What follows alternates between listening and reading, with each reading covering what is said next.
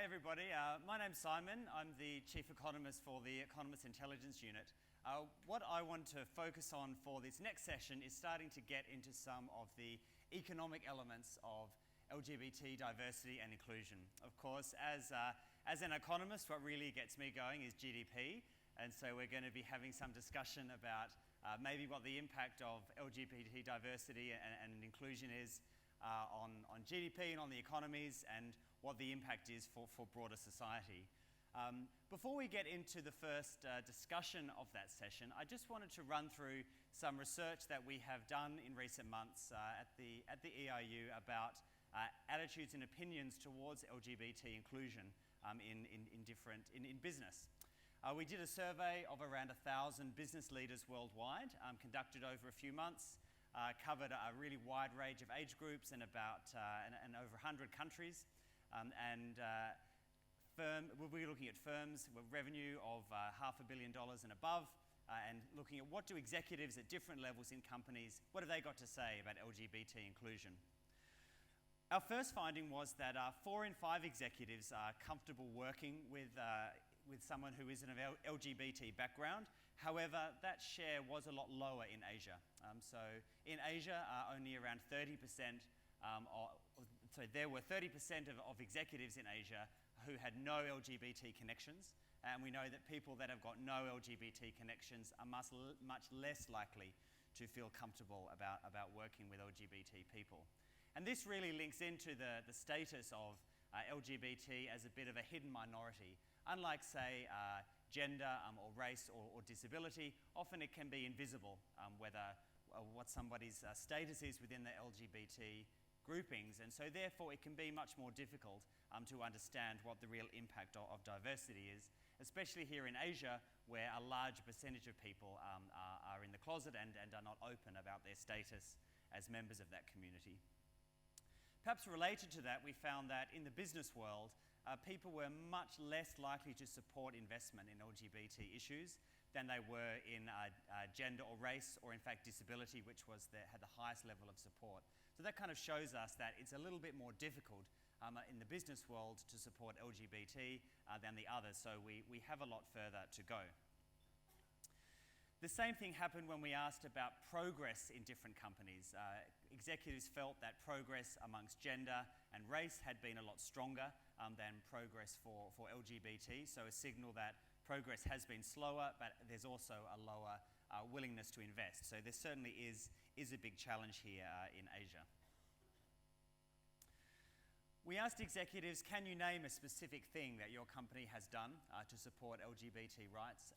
And only 1 in 2 could actually name a specific policy that their company had done. So that's quite a high level of a lack of awareness of what activities are happening within firms in the LGBT space. There were some differences by sector, and we did find that executives in the finance sector were more likely to be engaged in their company's LGBT policies. And we can see here today, we have a lot more attendees, relatively speaking, from the finance sector here than from other sectors. Perhaps that is a reflection of those differences. 2 out of 3 executives felt that companies needed to do more to protect LGBT employees in countries where life was otherwise difficult for them. So we've heard the example of Indonesia already. Of course, there are many others in Asia as well. But while many executives thought that companies should do more, we did see quite a large gap between that and what companies were actually doing and how much external support and advocacy was going on. In Asia, 70% of the executives in Asia that we interviewed thought that LGBT inclusion was more difficult than any other area. And the reason for that given was that it required a much bigger cultural shift. So our discussion here today, I think, is going to be very different to the discussion that's taking place in London and New York later on. In terms of how does LGBT inclusion affect the bottom line, there was actually a lot of pessimism amongst the executives we polled. We only found that 1 in 6 executives felt that more focus on LGBT inclusion would be good for their bottom line. It didn't necessarily mean they were therefore not in favour of doing it, but it was definitely the opinion that the reason to do it was not about the bottom line. It was more about what's the right thing to do, or perhaps something about corporate culture and getting productivity out of your own employees. In contrast to that, half of the executives thought that businesses did have a fundamental role to play in driving change. So we can see a bit of a discord between some of the opinions across the different questions here. And I think maybe this indicates to us that the status of development of LGBT policies amongst corporates is much earlier than, say, for gender or race equality, and hence some of the inconsistent messaging coming out. 63% of people thought that senior managers could do the most to promote inclusiveness. But interestingly, we found in the survey that C-suite managers were less supportive of LGBT inclusion than more junior managers. This could partly be because of age. Like has already been mentioned by the panel of legislators, younger people tend to be more in favour of doing something than older people. Of course, more C-suite executives are older, and junior managers tend to be a bit younger, so maybe that's one reason of the explanation. But right now, in companies around the world, we do see that difference between junior and senior management about their level of support. I'd like now to turn to what we're all waiting to get to, which of course is GDP, and ask Lee Badgett to come and join me on stage.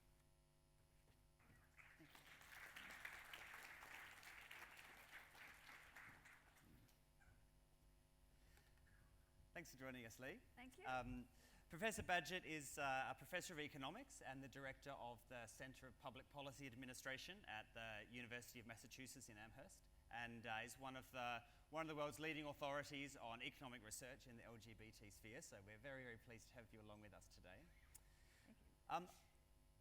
One of our taglines for this event is, what is the cost of discrimination? And we can think about the cost to individuals, to firms, or in fact to the broader economy. What do you think the cost to the broader economy is for LGBT discrimination? It's potentially very large. I think we don't often think about such a small group of people, relatively speaking. LGBT people might be anywhere from 3 to 5% of a nation's population. And yet, because of the impact of stigma and discrimination on those individuals, it hurts them as individuals, but it also reduces what they're able to contribute to the larger economy. Mm-hmm. Can we put a number on it? That's like the big bottom line, I guess. And I think it is possible to do that. I've done a couple of studies trying to carefully look at this. I think what's behind it is pretty simple and straightforward. We're talking about discrimination that keeps people from getting the education that they could get and that they could actually usefully use in the economy. We are seeing people who, especially women, lesbians, who are pulled out of the labor force because they're being pressured to marry men and to not live lives as lesbians. We see gay people, LGBT people, really all over the world having a hard time getting the jobs that they're qualified for, maybe being undercompensated for them. So all the things that we see at the individual level that maybe people in this room have even experienced or have seen, those are all things that affect not just their businesses but the larger economy. So I've tried to, in a couple of different ways, try to add that up. You had that very famous study for India that you did with the World Bank that looked at the impact on India's GDP of LGBT discrimination, and I think you estimated it at between sort of 0.1 and 1.8% of GDP. Right, up to 1.4%, and that's billions of dollars that are basically lost simply because of treating LGBT people unfairly. And the World Bank was interested in it because they're not really a human rights agency, they're a development agency. So they wanted to know, what is it about what's happening in the world of the economy that we could potentially influence. So they wanted a model, how to think about that. And there are ways that we can estimate what the impact is on productivity. For example, we know that wages are a pretty good measure of how productive people are. And there was a recent study by a colleague of mine, Marika Kleewitter, that showed that across several different countries that have good data, this is mostly the US, Europe, Australia, Canada, but countries that have good data show that gay and bisexual men, for example, earn roughly 11% less than heterosexual men do with the same characteristics. So that's a global gay wage gap, basically, of about 11% for gay men. And they are basically probably facing some sort of discrimination. And for the lesbians, there's sort of oddly enough, a lesbian wage advantage. Somebody, you might not have known you were getting that if there are any lesbians in the room, but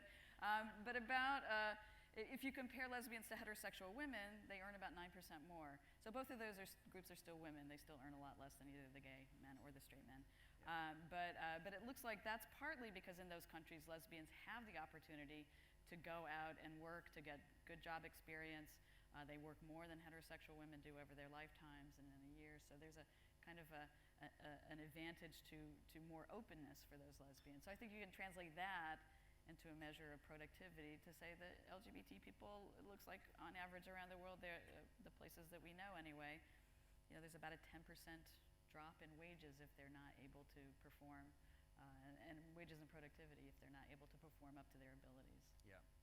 So it's quite difficult, I guess, to get data and to measure some of these things, especially for the LGBT context. I mean, there's a lot of good data around the economic impact of gender inequality, and those numbers can be quite large.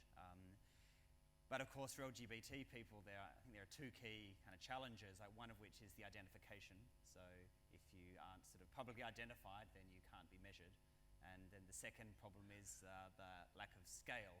So if we're thinking about the impact of gender inequality, well, there's sort of 50% or so of your workforce, so you end up with quite large numbers, but trying to pick out an effect with sort of all the measurement error from 3 or 4% of the population must be much more difficult. It is. And it's interesting, though. I think we have a big need for data, and I think UNDP, the Global Inclusion Index that they're talking about doing, we're hoping will be an impetus for countries around the world to invest in data on LGBT people. So it is a challenge to come up with those figures. But I think that we can sometimes pick up from cross-national comparisons. So another study that I did actually with USAID as part of the LGBT Global Development Partnership, we tried to compare countries, 39 emerging economy countries, and tried to see if we could tell whether the ones that had stronger records of LGBT rights also had stronger economies. And we actually did find a big difference. Even after we control for all the kinds of things that we know matter for countries' economies, like their capital stock, their population, their labor force, how well educated they are, levels of trade, that even taking into account all those other differences, having more rights was associated with a higher GDP per capita. And the actual number that we found was that having one more right, so we had an index of rights that included non-discrimination laws as well as family recognition as well as decriminalization of homosexuality. Having one more of those rights was associated with a 3% higher GDP per capita. We aren't saying that if you pass one of those laws that you'll immediately get a jump of 3% in your GDP per capita. But it does suggest that over time there's some kind of process that's going on that might be both opening up options for LGBT people so that they are contributing more and that it contributes to the larger economy. Probably goes in the other direction too. As economies grow, it appears that several studies have shown that people's attitudes change. There's less of a concern about having a sufficient standard of living. As countries become more affluent, people are more interested in individual rights and are more supportive of them. So I think those two things go hand in hand, really. So growth, economic growth helps LGBT people. LGBT people's rights help economic growth. Yeah, that direction of causality is really critical to try and tease out, isn't it? Because in Asia, there's often the difficulty around the LGBT debate where it can be seen as a Western kind of import, and the implicit assumption there is that this is something that you have bothered with because you're wealthy and have different priorities, and it might be that as you develop, the consequence of that is that social attitudes change rather than, or it could be a cause. Does the change in the law maybe drive innovation? Because we have in Asia some of the richest countries like Brunei and Singapore actually having some of the most restrictive laws. Yeah, it's possible. So that's right. It's hard to say. Obviously, a lot of things matter when you look at what shapes the rights environment. But I think that we do know in terms of the causation, if we kind of drill back down, so think about that study as like the 35,000-foot view looking across countries. But again, if you drill back down to what's happening on the ground, we do see, actually in every country that's ever been studied and are still studied, that there is significant discrimination against LGBT people. It's associated with the kind of changes in their economic well-being that we know are harmful not just to them but to the economy. Lower levels of education, lower wages and productivity. Yeah. And we see that even in between at the business level. There have been several studies that have tried to take into account some of these issues around causation that have found that having domestic partner benefits for a company in the US or having a stronger rating on the Human Rights Campaign's Corporate Equality Index. So those translate into higher stock values, higher returns on assets. So there are lots of ways you can see the links all the way through. So in my view, it makes sense to think about adding those up to the larger national level, that there's still a causation case to be made there. Right. Yeah. We've had a question come up from Twitter, which actually reminds me to say, like, please do log into the app, and if you go into the agenda and click on this session, there'll be an opportunity there for you to send up questions. So please do send them up. Otherwise, I've got enough of my own to keep Lee busy, but I'll prioritize yours if they come up on the screen. So a question from Twitter is, why do you think LGBT inclusion needs an economic argument? Shouldn't it just be a moral issue? It can be both. I think it is still a moral issue. It's still a human rights issue. And that's mostly how we've talked about it. And it's gotten us a certain distance, I think, globally from that perspective. But there are lots of stakeholders. I think this event is a testament to the interest in thinking about it more broadly. We're opening up new spaces for conversation when we start to think about what the global impact, or what the economic impact is. I think they're really pretty much one and the same question, though. The human rights concerns are about what happens to LGBT people on the ground. What kinds of experiences are they having with violence or discrimination? And that's what I'm trying to add up. What we're trying to look at when that happens, is there also that economic cost? So it's two sides of the same coin, I think. They're complementary arguments. Right. We just had a question come up from the app, which actually links into another topic I wanted to bring up. So the question was, is the downturn a threat to greater LGBT inclusion? And we heard before about some of the dynamics in China, whereby like a move perhaps towards a slightly more individualism, say more home ownership or more independence from the family with higher wages and migrant workers is leading to some sort of social change there and maybe making it easier for LGBT inclusiveness. What do you think about that dynamic between individualism and some maybe state-led economies? Because we have a mix of both in Asia. Some economies that are very individual-driven. In those countries, is it easier? Are there economic reasons why that could be easier for LGBT people?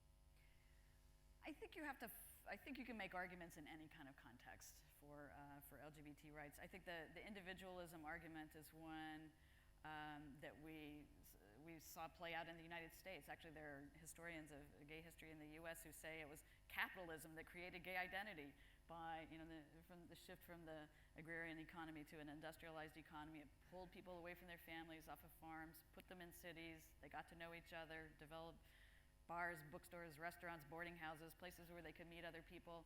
And that generated a way of thinking about each other as having something in common. I think now, though, you see some of those dynamics, as you just mentioned. To me, the far more important one, I think, is the internet and the connection, whether it's social media or just the global media and the access that people might have. They can see other people like them. I think that's what's driving the generational change in attitudes as well. So I think it could be more individualism. It could be access to global media. What about state-run economies? Well, the Scandinavian economies were the most advanced. Were really the pioneers of gay rights, and they're not state-run economies, but they also have a lot more state involvement than, say, the United States or many other, France or England, other kinds of Western economies. So I don't think that you can necessarily say that state involvement will hold back gay rights. I don't think it's necessarily true that the capitalism is by itself enough to actually kind of make gay rights happen. A lot of other things have to happen too. Right. And I mean, thinking about the process of economic development, what are some of the pathways there where you think that LGBT inclusiveness can have an impact? I mean, you mentioned about the wage differential. So that wage differential, I guess, might be due to discrimination. So then, as economists, we would say, well, there's a great opportunity for firms to sort of go in and arbitrage that and sort of take advantage of it and get some higher quality workers by removing the discrimination. Are there pathways in terms of worker productivity or workforce participation where you think LGBT inclusiveness can actually increase the amount of kind of resources available to the economy?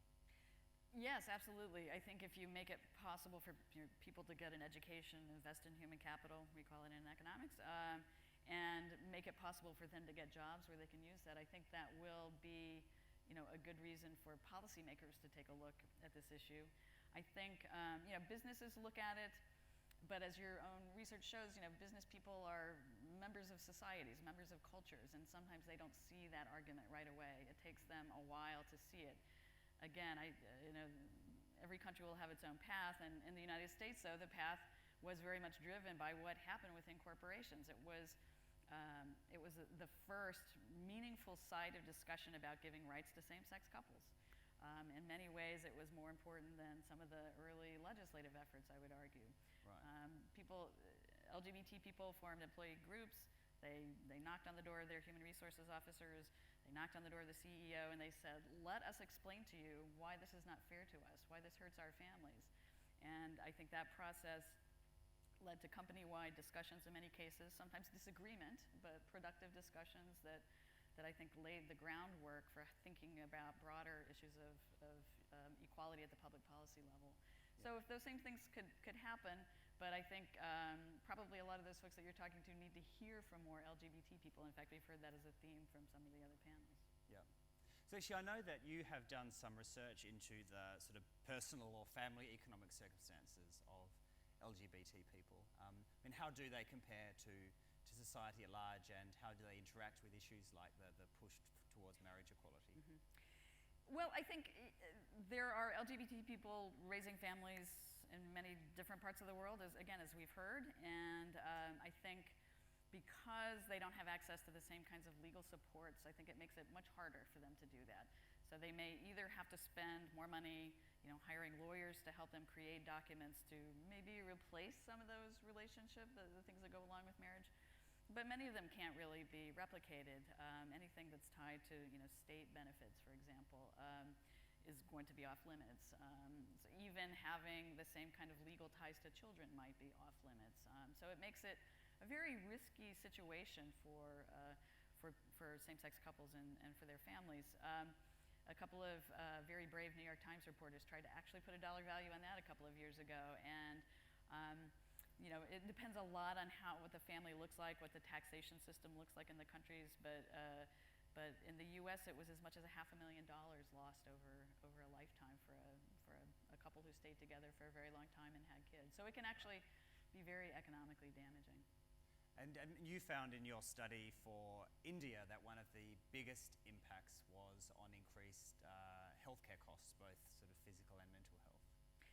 Yes, we do see evidence of disparities in health around any country that's been studied with good data on LGBT people. Psychologists call this minority stress. Some of it is just the day-to-day stuff that people deal with, where people are told over and over again, you're not a fully worthy human being, basically, and we're going to treat you differently. So people hear this in many different kinds of ways on a daily basis. And then they hear it from their governments, from their families, from their employers, that they're not going to be treated equally. And so those kinds of differences add up to poorer health, both physical and mental health.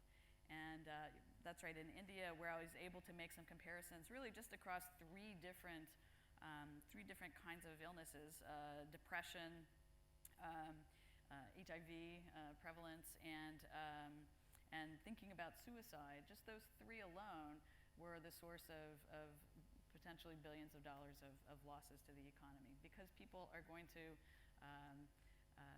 they're going to live lives where they're just not able to fully contribute. They're going to die earlier, and that takes people out of the economy, Right. just to put it really kind of baldly. Yeah.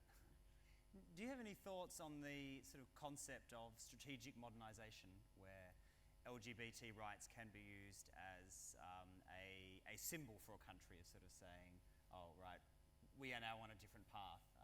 And perhaps, I mean, I was surprised before to hear how much Vietnam had done. I didn't realize how much had gone on the legislative side in that place. I mean, that certainly gives me, say, a different impression about Vietnam and where it might be heading. Do you think that argument has any merit? I think it might, and I think it's a way to maybe turn the concerns about what happens if there's a downturn on its head, and it's really about framing. If you think about a downturn as an opportunity to do something different because you need to, either as a country or as a company, I think it's an opportunity to say, let's recreate an advantage for ourselves by telling people who might invest in our company, in our country, invest put a plant in our country, or tourists who might come to our country. Let's show them that we are the kind of modern country that they're going to want to visit, that they're going to want to work in, that people will be willing to be transferred to in a global company. So I think turning that around is, I think, one way to think about it. And I'll tell you, the other good thing about this is it's not that expensive to do that, right? So that's the other thing. It doesn't cost that much to shift your policies. I mean, in a financial sense, obviously, it can take a long time, and a cultural sense. But the United States domestic partner benefits began during a recession, basically, partly because companies said that's something we can offer our employees now. It's not going to cost us very much, but it will make us look very different to everybody. So I think there may be those kinds of global opportunities as well. Yeah. So thinking about the company level, we just had a question come in from the app. As companies begin marketing to LGBT consumers, can we expect to see an increase in GDP? Maybe. Good question. That's a good question. That kind of raises lots of questions. But if people are just moving from a different company to your company, that won't add very much to GDP, but it will add a lot to your bottom line. So I think that's really the reason why you'd want to think about doing that from a business perspective. Yeah. So actually, I've been a bit tech-focused and been looking at questions from the app and Twitter, but we've got 2 minutes to take anything from the floor if anybody would like to raise their hands and maybe wave it because they're a bit blinded by the light.